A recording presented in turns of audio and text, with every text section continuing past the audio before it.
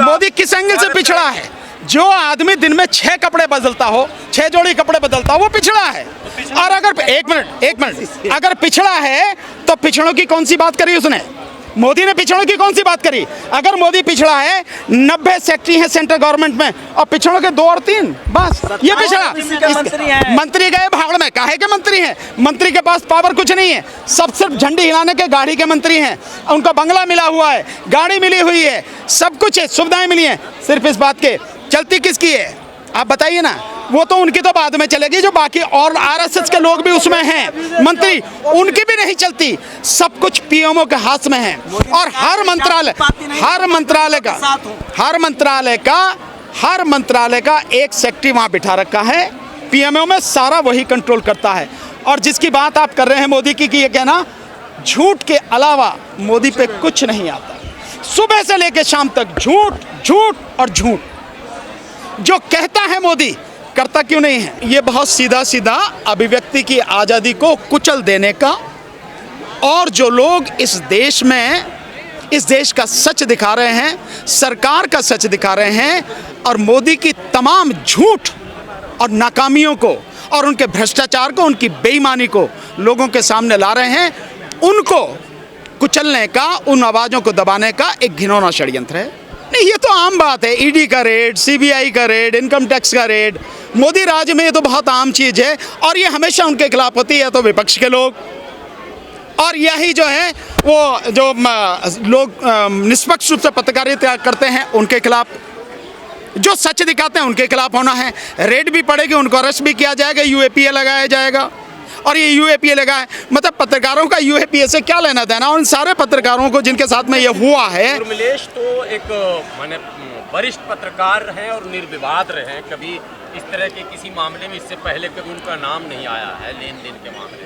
ये अचानक ऐसा क्या हो गया कि उनको लेन देन क्या किसी उसमें उनका नाम नहीं है? मुझे ऐसा लगता है मोदी के राज को उन्होंने पुष्यमित्र सुंग का राज कहा है, शायद इस वजह से उनके खिलाफ ये सब कुछ किया गया है कि इतनी सच्चाई, इतनी कड़वी सच्चाई, इतने सरल रूप में लोगों के सामने अगर कोई बोल दे रहा है और देश के प्रधानमंत्री का असली चाल चेहरा चरित्र दिखाई दे रहा है, वो उसे बर्दाश्त नहीं है। इसलिए मुझे ऐसा लगता है, और ये लोग लगातार बोल रहे हैं, बिना डरे बोल रहे हैं, बिना रुके बोल रहे हैं, और सच लोगों के सामने दिखा रहे हैं, इसलिए सब कुछ किया गया है। और टाइमिंग जो है उसमें 2 चीज़ें बहुत महत्वपूर्ण हैं। जो बिहार में जातिगत जनगणना हुई है, उसके आंकड़े जो सामने आए हैं, और उसकी वजह से जो माहौल अब अलग होने लगा है, सरकार के खिलाफ आवाज़ उठने लगी है, एक वो, और दूसरा ओल्ड पेंशन स्कीम वाला जो यहाँ पे बड़ी रैली परसों हुई है दिल्ली के रामलीला मैदान में, उन सबको उनकी वजह से, क्योंकि ओल्ड पेंशन वाले लोग पूरे देश में हैं, न केवल केंद्र सरकार में दे दे, इसमें उर्मिलेश की गिरफ्तारी या उनको परेशान करके थोड़ा ना मोदी दे ही तो नहीं, मोदी किसी को देता तो नहीं है ना, दे नहीं सकता है वो मोदी, उसकी फितरत नहीं है, इसलिए वो सारी चीजें हैं। नहीं तो कब का हो जाना था, इसमें क्या दिक्कत थी? पर देना नहीं है। देना क्या है? आरएसएस को देना है। देना किसे है? अपने 1500 करोड़ का भरोसा नहीं है आप लोग? किस पर? जांच एजेंसियों पर। कौन सी जांच एजेंसी? जो जांच एजेंसियां पूरी तरह से सरकार के सामने नतमस्तक हो चुकी हैं और गुलाम की तरह काम कर रही हैं। उन्होंने प्रधानमंत्री की शपथ नहीं ली थी, जांच एजेंसियों ने संविधान की शपथ ली थी। क्या संविधान के तहत काम कर रहे हैं? अगर जांच एजेंसियों के भरोसे की बात है तो जितने भी पत्रकारों को उठाया, इनको कोई नोटिस दिया? नहीं दिया।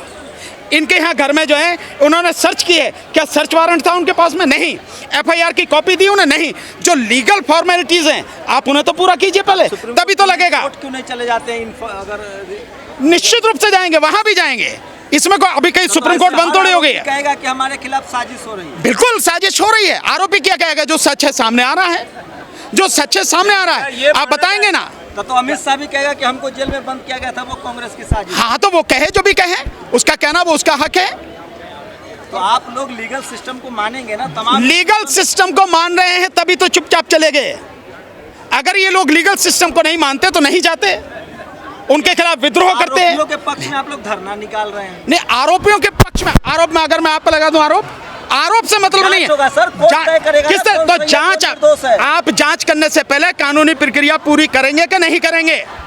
आप जांच किसके दायरे में करेंगे, किस अधिकार से करेंगे? कानून के अधिकार से। उल्लंघन किया है पुलिस ने। पुलिस ने उल्लंघन किया है। पुलिस ने एक तो नोटिस नहीं दिया किसी को, जो नोटिस देना मस्त था, जरूरी था, नोटिस नहीं दिया। सीआरपीसी में बाकायदा प्रोविजन है इसका। इसके अलावा जब आप सर्च कर रहे हैं तो सर्च से पहले आप उनको सर्च वारंट दिखाएंगे। दिखाया नहीं? किसी को नहीं दिखाया। इसके अलावा आप उनको वो कॉपी देंगे, एफआईआर की कॉपी देंगे, आपने कोई कॉपी नहीं दी। लीगल प्रोविजन आप इनका पालन नहीं करेंगे और आप कहेंगे कि आरोप। यूएपीए में सर पुलिस को अधिकार है कि वो 24 घंटे आपको डिटेन कर सकती है। बिल्कुल कर सकती है, लेकिन आपको ये सारी चीजें देनी पड़ेंगी। ये आपके बाप का राज नहीं है, ये कानून का राज है। आपको देना पड़ेगा, नोटिस देना पड़ेगा, आपको जो एफआईआर की कॉपी देनी पड़ेगी। पुलिस और ईडी कार्रवाई कर रही है, आप लोग अमित शाह मोदी का नाम क्यों ले रहे हैं? उन्हीं के कहने पे तो कर रही है। किसके अंडर में है ये सब कुछ? किसके अंडर में है? और क्या है, आप आरोप लगा रहे हैं कि चीन से फंडिंग है, तो चीन से फंडिंग क्या उन्होंने ली है? चीन से फंडिंग किसको है? न्यूज़ क्लिक को। न्यूज़ क्लिक का मालिक कौन है? आपने न्यूज़ क्लिक के मालिक के खिलाफ कुछ किया? नहीं किया। पत्रकारों का क्या लेना देना है? कौन हो गए? ठीक, बस ठीक है, तो आप उनसे कीजिए, आप उनसे कीजिए। आप पत्रकारों को कैसे उठा लेंगे? आप पत्रकारों के खिलाफ आप कैसे कर देंगे? आप पत्रकारों को केवल यह है कि डर फैलाना है, लोगों में डर फैलाना है कि कहीं से कोई आवाज ये 2024 के लोकसभा चुनाव तक आ ना जाए, बाहर ना आ जाए, जिससे सरकार का और विशेषकर मोदी का सच सामने आ जाए, लोगों को वो ना आए। आपने बिहार जातिगत जनगणना का जिक्र किया।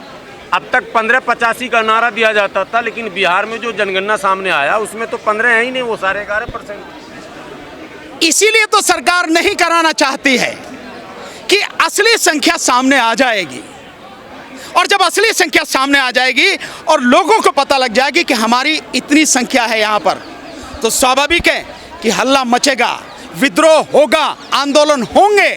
और यही सरकार नहीं चाहती, गुमराह रखना चाहती है लोगों को, और इसी अंधेरे में वो सत्ता अपने हाथ में रख के इस देश का लोकतंत्र और संविधान खत्म करके राजतंत्र स्थापित करना चाहती है। संविधान को जानने का मौका नहीं मिला, या फिर मैं गांव से आती हूँ, मैं बिहार से आती हूँ, मैंने कहा पहले भी मैं भोजपुरी भाषा बोलती हूँ, वहाँ पे मैंने देखा है आज भी महिलाओं को अपना हक नहीं पता है। तो मैंने सोचा कि अपनी लोकल भाषा में, मैं भोजपुरी भाषा में उनके अधिकारों की बात करूं, तो इसलिए मैंने ये गीत लिखा था। बाकी क्योंकि अभी ये महिलाओं का मंच है, एक और गीत सुनाऊंगी, इसके बाद मैं विदा ले लूंगी। बहुत सारे लोग इंतजार कर रहे हैं, मुझे पता है, मम्मी मैं सोच रहे हैं कितना बोलूं। एक और गीत मैं सुनाऊंगी, एक प्रसूता स्त्री का दर्द सुनाऊंगी, क्योंकि मुझे पता है कि स्त्रियों का दर्द गायब हो जाता है, कहीं लिखा भी नहीं जाता है। तो वो मैंने सोचा, कोरोना लॉकडाउन के टाइम पे एक महिला ने बीच सड़क पे एक बच्चे को जन्म दिया, और इसके बाद 165 किलोमीटर लंबी दूरी तय करके, मुझे नहीं पता कोरोना के आंकड़े छुपा दिए जाएंगे, क्या होगा क्या नहीं होगा, लेकिन अगर लोकगीत में उस प्रसूता स्त्री का दर्द रहेगा तो वो आगे तक चलता रहेगा। लोगों को पता, लोकगीत के माध्यम से कम चलेगा जरूर कि ये भी हुआ था कोरोना के टाइम पे।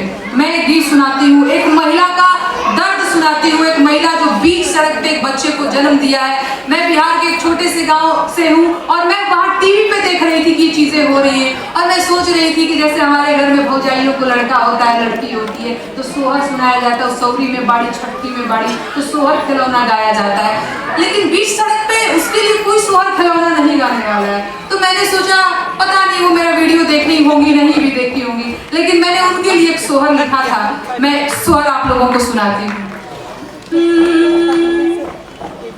आरे उठला दरदिया कमरिया में, बीचे रे बजरिया में हो, ललना लाज लागे हमारी नजरिया में, देखे लोग बजरिया में हो।